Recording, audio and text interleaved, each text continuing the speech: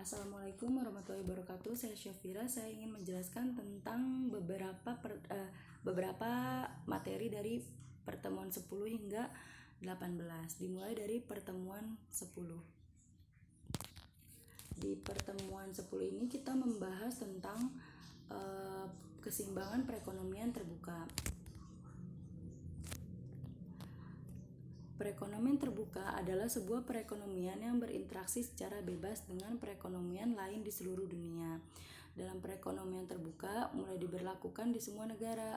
Dalam perekonomian terbuka ini menggambarkan kondisi yang dimana antar negara dapat melakukan suatu hubungan baik secara ekonomi yang melalui bidang perdagangan internasional maupun dalam bidang politik.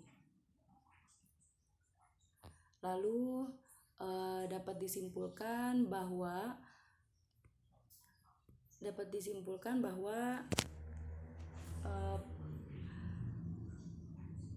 dalam perekonomian terbuka pengeluaran urgent meliputi 5 jenis pengeluaran, yaitu pengeluaran konsumsi rumah tangga, investasi perusahaan, pengeluaran pemerintah, barang impor, dan barang yang dibeli dari luar negeri.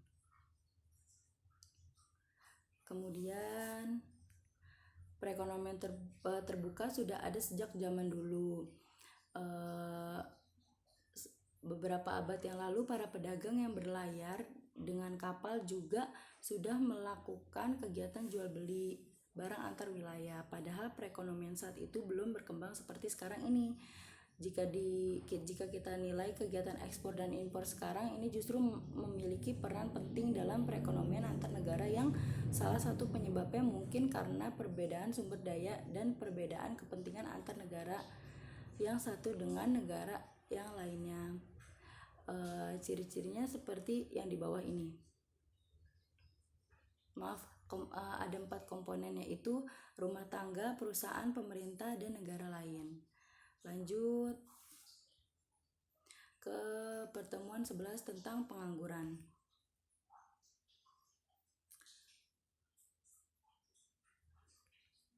Bekerja adalah kegiatan ekonomi yang dilakukan seorang dengan maksud memperoleh atau membantu memperoleh pendapatan atau keuntungan paling sedikit 1 jam secara tidak terputus selama seminggu yang lalu. Kegiatan ini mencakup baik yang cuti maupun yang izin sakit. Konsep bekerja diadopsi oleh banyak negara seperti Pakistan, Filipina, Bulgaria, dan lain-lain. Kemudian masalah pengangguran biasanya tentang tenaga kerja lapang. Lalu jika jumlah tenaga kerja lebih banyak daripada lapangan kerja yang ada, maka akan timbul pengangguran. Kemudian tenaga kerja, lapangan kerja, dan pengangguran sangat menentukan tingkat pertumbuhan ekonomi dan perencanaan ekonomi dari suatu negara. Kemudian masalah tenaga kerja lapang, pengangguran merupakan masalah yang sangat kompleks dan sensitif yang harus segera ditanggulangi oleh pemerintah. Yang terakhir, perluasan lapangan kerja, peningkatan keterampilan tenaga kerja, dan perpanjangan proses produksi akan dapat mengurangi tingkat pengangguran dan sekaligus merupakan usaha mempercepat pertumbuhan ekonomi suatu negara.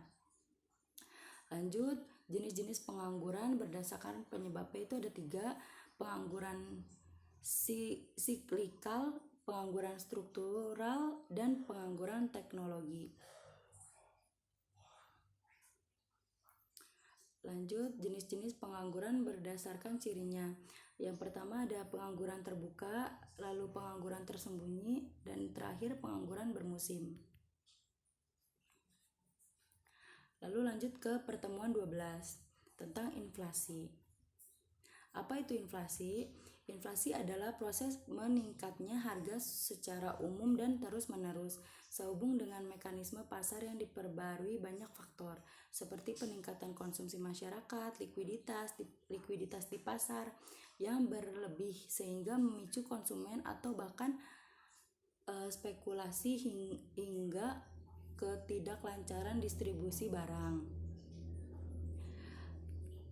Lanjut, Penyebab inflasi itu biasanya ada 3 faktor. Yang pertama faktor tarikan pemerintah, yang kedua desakan atau tekanan, yang ketiga inflasi campuran. Lanjut, jenis-jenis inflasi. Yang pertama berdasarkan kenaikan harga, yang kedua berdasarkan asalnya, yang ketiga berdasarkan besar cakupan pengaruh terhadap harga.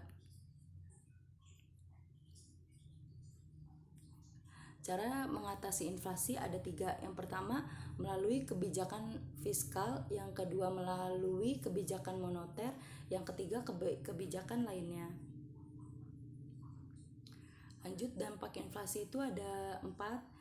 Yang pertama dampak inflasi terhadap pendapatan, yang kedua dampak inflasi pada bidang ekspor, yang ketiga dampak inflasi terhadap minat menabung, yang keempat dampak inflasi terhadap perhitungan bahan. Kemudian pertemuan ke-13 kebijakan pemerintah. Kebijakan pemerintah ada 2, kebijakan fiskal dan kebijakan moneter. Di sini bisa kita lihat penjelasan dari kebijakan fiskal dan kebijakan moneter.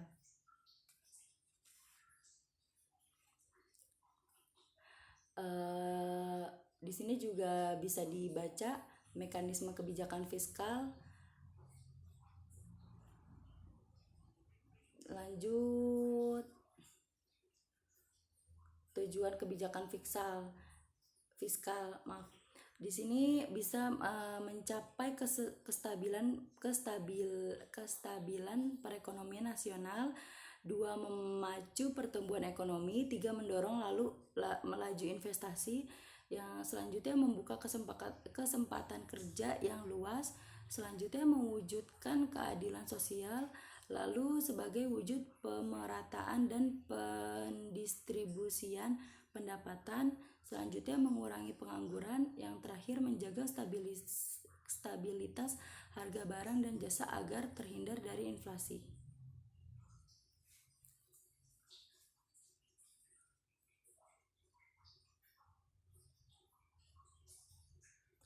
Lanjut,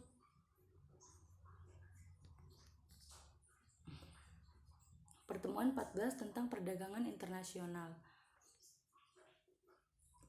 Apa itu perdagangan internasional? Di sini pengertian perdagangan internasional adalah transaksi bisnis yang melibatkan pihak-pihak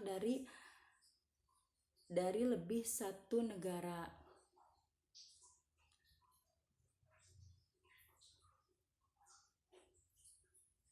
Manfaat perdagangan internasional. Di sini ada 6 manfaat. Yang pertama, terbentuknya hubungan persahabatan antar negara. Yang kedua, menciptakan efisiensi dan spesialisasi. Yang ketiga, meningkatkan kemakmuran negara. Yang keempat, berkurangnya. Yang kelima, transfer ilmu, pengetahuan, dan teknologi. Yang keenam, menstabilkan harga. Dampak negatif perdagangan internasional ada 4. Yang pertama, produk dalam negeri semakin menurun. Yang kedua, ketergantungan terhadap negara-negara maju. Yang ketiga, industri kecil kesulitan untuk bersaing. Yang keempat, persaingan tidak sehat. Lanjut, pertemuan 15, neraca pembayaran dan kegiatan ekonomi terbuka.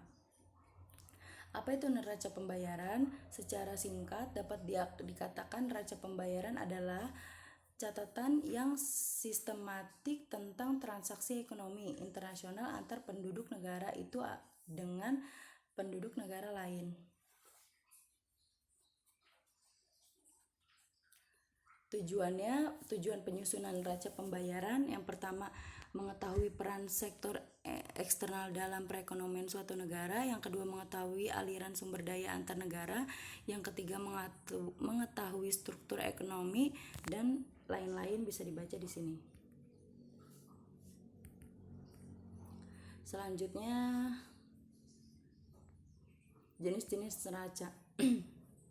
Ada 3. Yang pertama, neraca berjalan.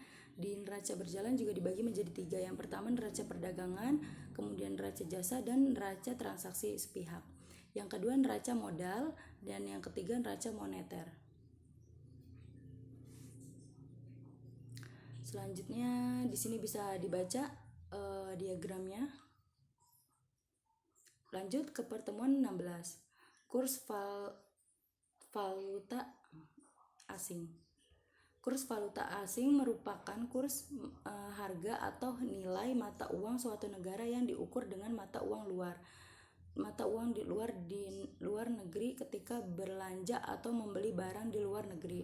Intinya, kurs merupakan nilai tukar, sedangkan valuta asing merupakan nilai mata uang negara lain.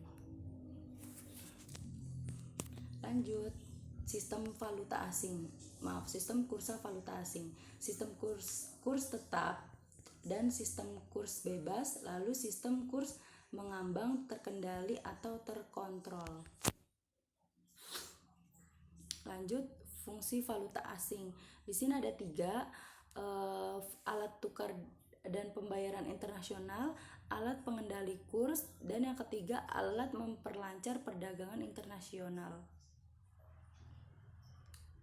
Lanjut, jenis kurs valuta asing. Jenis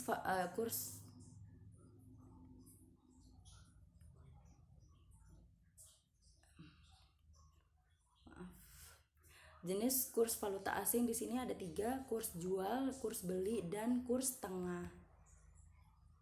Lanjut ke pertemuan 17, pertumbuhan dan pembangunan ekonomi.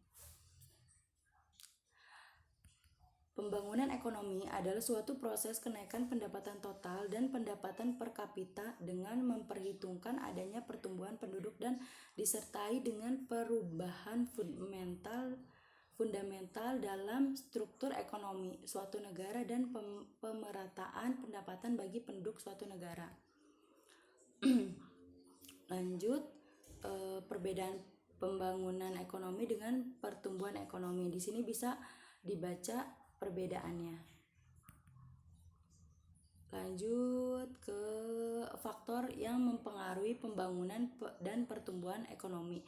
Di sini ada 2 faktor. Yang pertama faktor pertumbuhan ekonomi, yang kedua faktor pembangunan ekonomi. Lanjut ke pertemuan 18. Perkembangan perekonomian global. Di sini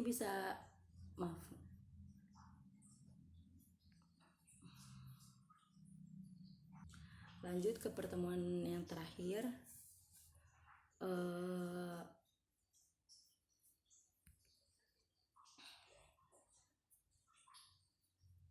Pengertian perkembangan ekonomi dan penjelasannya.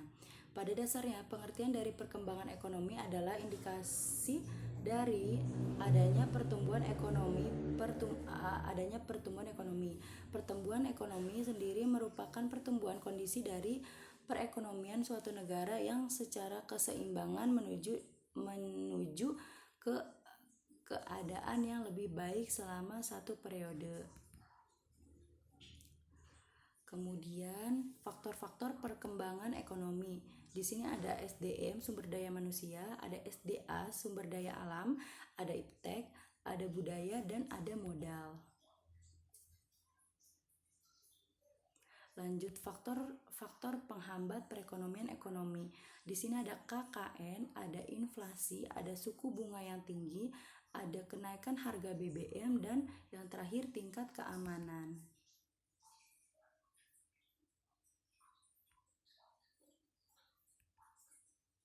Oke, itu saja yang